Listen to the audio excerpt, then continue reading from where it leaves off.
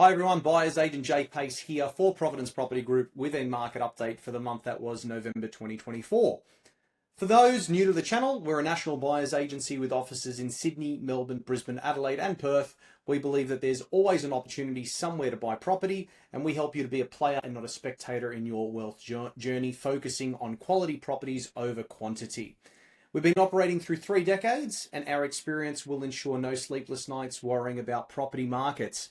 On this channel, we talk about all things property, but most importantly, I read the news and separate the fact and the fiction so you don't have to. Let's get straight into it. Okay, so let's look at the hedonic home value index from CoreLogic. And the data here is quite interesting. Again, we can see that for the year so far, Perth is still the best performer, up 21%, closely followed, well not closely, but followed by Adelaide at 14%, and that's closely followed by Brisbane at 12.1%. For the month as well, it was Perth first, 1.1% up, Adelaide 0.8%, and then Brisbane 0.6% up. Now, a little bit more of a deeper dive into this data. Here we can see the median dwelling values across Australia, and we've got the combined capital cities here. And obviously, Sydney is the best performer in regards to, or highest price, I'm going to say, instead of best performer, at $1,193,000. That's followed by Brisbane at $883,000. So the gap between the highest priced property, which is in Sydney at 1.193 and 883 is quite a bit of a bridge there that you've got a gap. Then you've got Canberra at 850, Adelaide at 809, Perth at 805, and Melbourne at 779. Next, we can see the cumulative change in dwelling values since March 2020. And I've talked about this quite a bit because there are some people that I have spoken to over the past couple of years that will say things like, oh, you'd never buy in Brisbane, it never makes money. Oh, you'd never buy in Perth, it never makes money. I don't hear as much about Adelaide, but definitely Brisbane and Perth are the main topics that I hear people talk about. Oh, no, you never make money there. Those people missed out on, over 50% growth in majority of them. So 66.9 in Brisbane and 76% in Perth and 70.8% in Adelaide. So the performance is actually quite attractive. And then obviously we can see Melbourne there, the worst performer out of all of the capitals at only up 9.9% for the last 4 years. Now this data is interesting because this chart shows the amount of years needed to save a 20% deposit on these major capital cities. So we've got Sydney there, it takes you 13.1 years. Then we've got Adelaide at 11.8 years. Then you've got Brisbane at 10.9, Perth at 9.8, Melbourne 9.3, and then obviously the remaining capital cities as well. And this is why we keep telling people, and we've told them for a long time, you cannot outsave the market. Majority of markets. You can't outsave it. The only place I'd be feeling okay at the moment if I was trying to buy something and it was taking me a little bit longer is Melbourne, just because it's actually going backwards at the moment and there's more product on the market than usual. So that's a great buyer's market. But if you wanted to be one of those people, and I've spoken to plenty of them that go, yeah, Jay, I agree with you in Melbourne. Once it takes off, that's when I'm getting in there. The problem with that approach is once it takes off, that's when those people become cautious. And they're like, oh, it's getting really hot. Oh, I think this is just a bubble. Oh, it's actually moving a lot quicker than what I thought. So the best time to get in is actually when the market is not performing very well. But you need to be brave. Recent data from CoreLogic and the Australian Bureau of Statistics shows what the average income is actually needed to be to afford a house in each capital city. And this is based on the city's median house price. So I'll just look at a couple of them. Obviously, Sydney, most expensive. So you need a household income of $293,578. I couldn't find the household income, the most recent household income. I could find the most recent individual income, which is about $58,000, which I thought sounds incredibly low. I also found the data showing the amount of tax that those people are paying, which is about 24%. And I thought that was incredibly low and made me upset for the amount of tax I know I have to pay.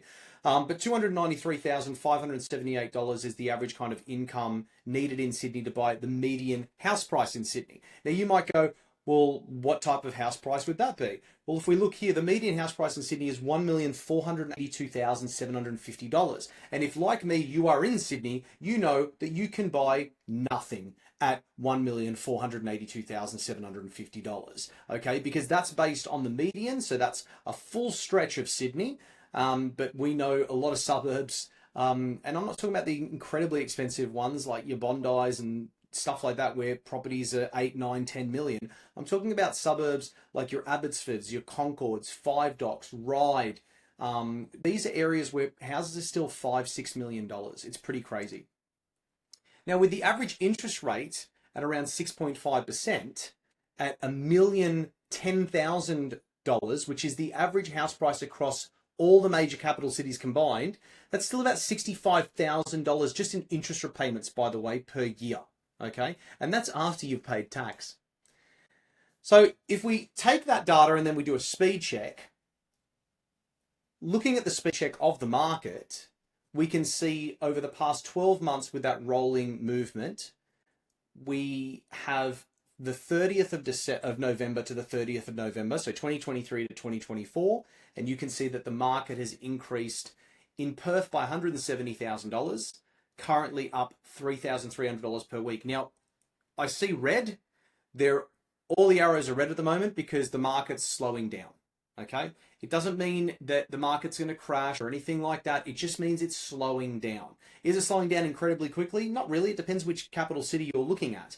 But for Perth's still up $170,000 in the past 52 weeks, and that's still up $3,300 per week. Even the worst performer, Sydney, which is down and has been dropping quite fast, only up $40,000 for the year, is still up $800 per week. Most people can't save $800 per week. So it's still a quick moving market. Melbourne's the one, as I said, which I'm keeping an eye on most. Down $18,000 this year, or for the past 12 months, or $350 per week.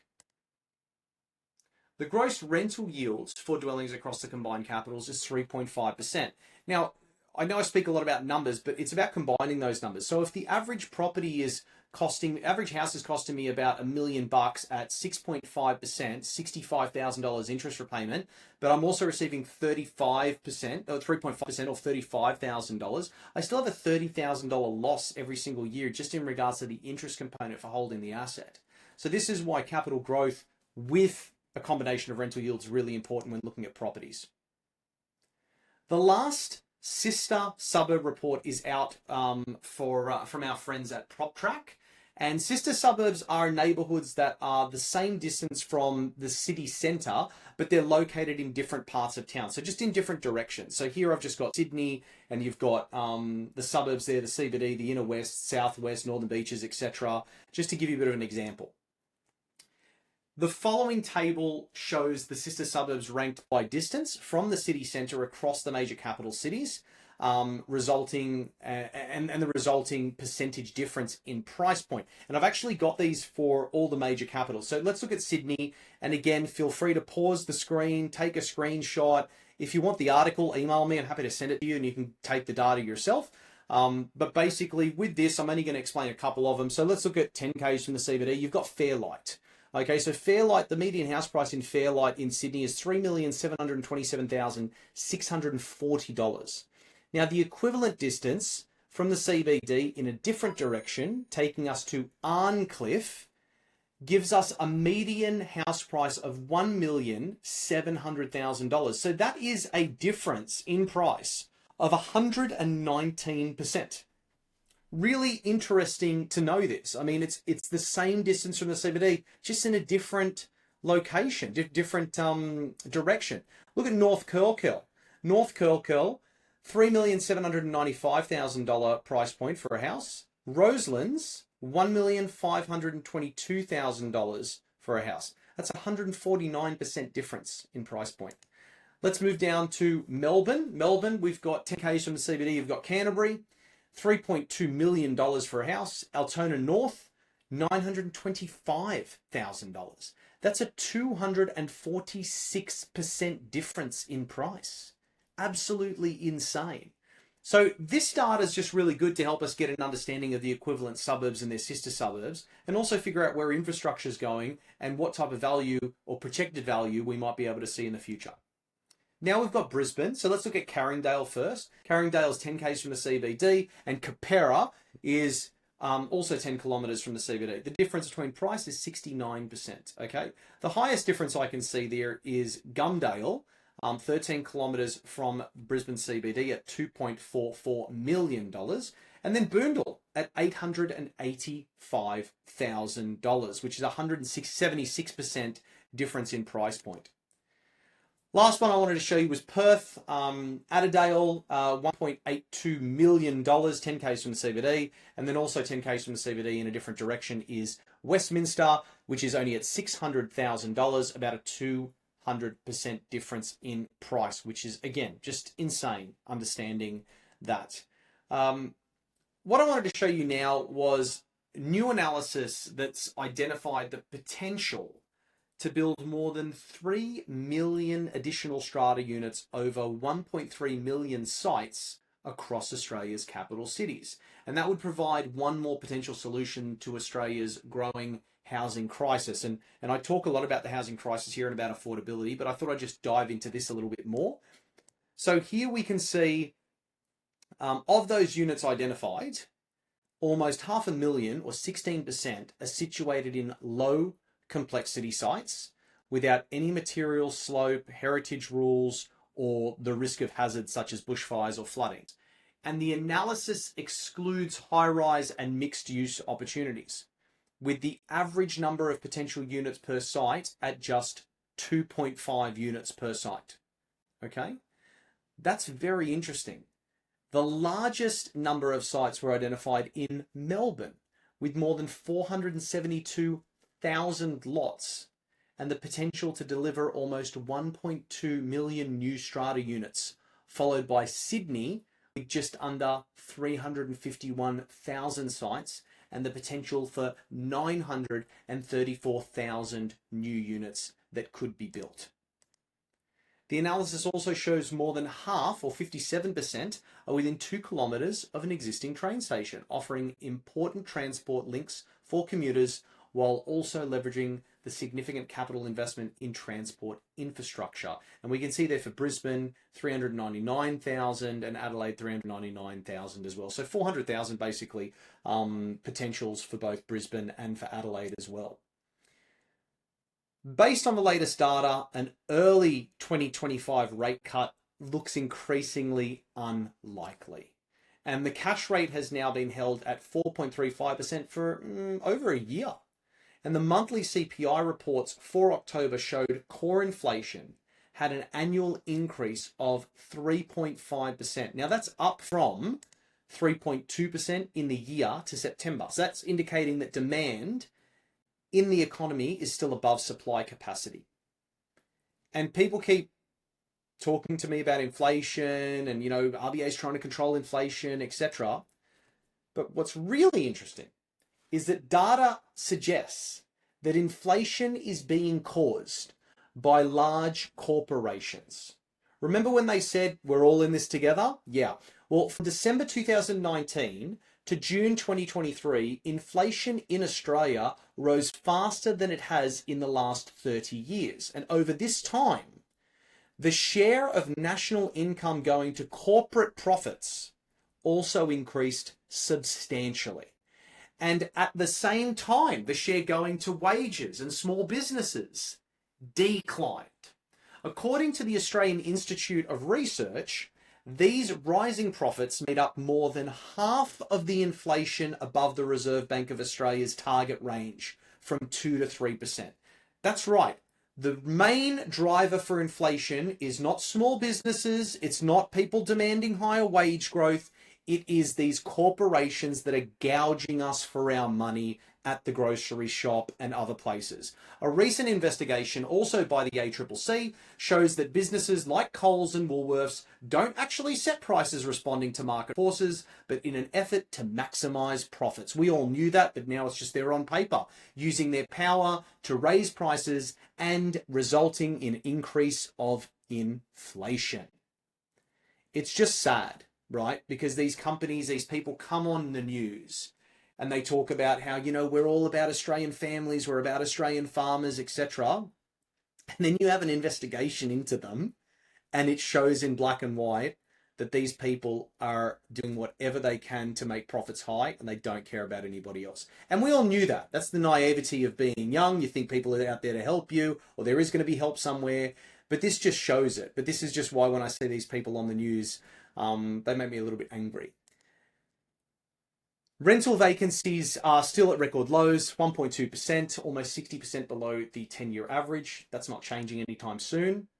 Dwelling approvals show that units are now 14.6% below decade average, or the development of units. So we've got 14.6% less. And housing approvals are 5% below the amount of houses that we'd like to see approved over the last decade. Let me show you some quick recent purchases before I sign off for the end of this year until coming back to you in February next year. Our rockstar local perf team was able to secure this house under market value for a client and their self-managed super fund. The objective of this purchase was cash flow to assist with retirement. And we got this before it was taken to market, which of course means there's no photos. So I've just got the Google images on there. They're not very great. All right.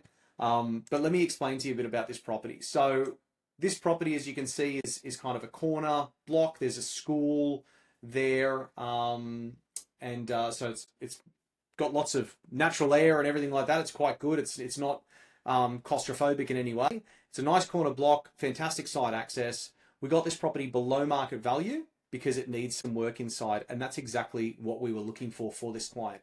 In super funds, typically people hold a lot of cash, and renovations with cash is easy. So over the years, we've created partnerships with many other property professionals, and a good renovation expert is worth their weight in gold. So experts who can turn something like this into something like this.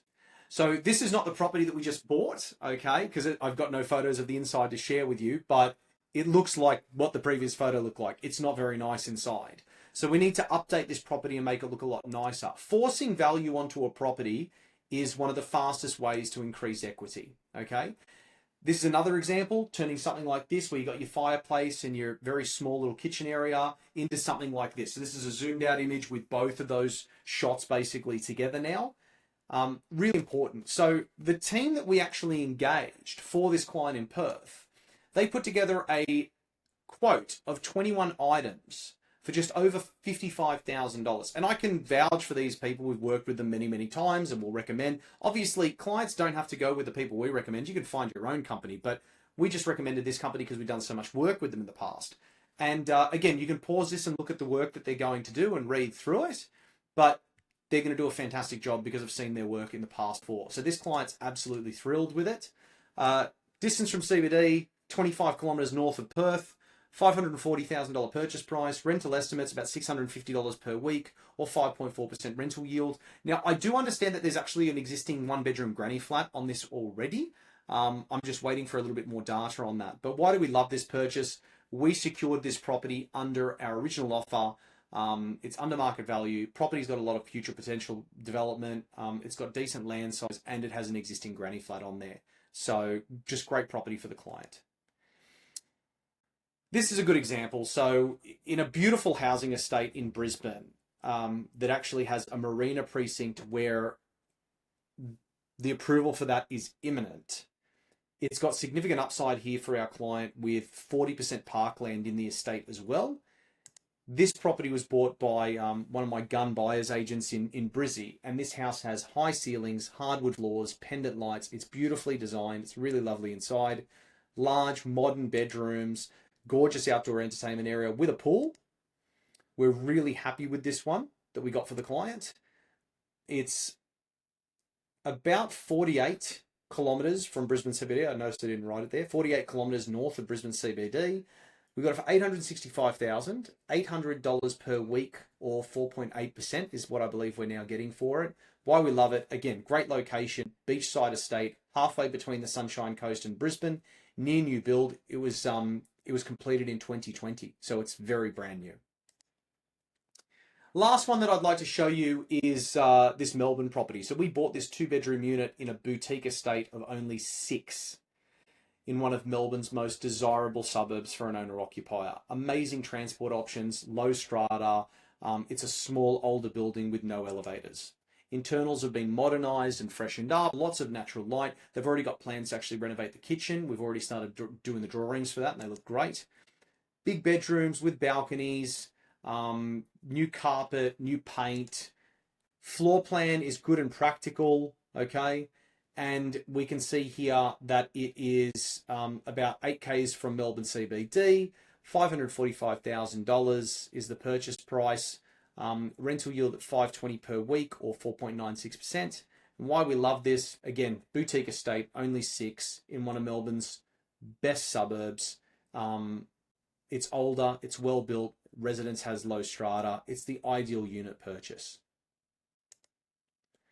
I wanted to finish up just by saying thank you for all of your support in 2024. We look forward to serving you again in 2025. Merry Christmas, God bless, and stay safe. Thank you.